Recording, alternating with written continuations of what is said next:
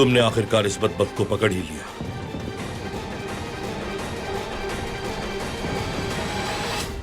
अगर जजीरे पर कब्जा मसीह पाशा के हमले से मशरूत है तो उसे जारी रहना चाहिए, चाहे मुझे कुर्बान होना पड़े।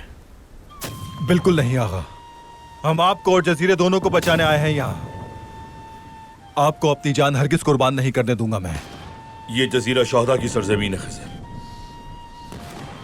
अगर मैं यहां शहीद भी हो गया तो कोई गम नहीं, मेरे लिए एजाज होगा।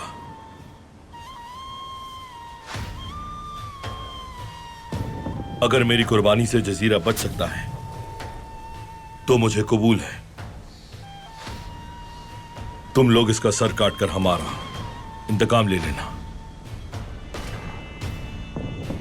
बिल्कुल नहीं, हम जजीरा तो हासिल कर ही लेंगे, मगर आपको इस तरह खोकर हम रह नहीं पाएंगे।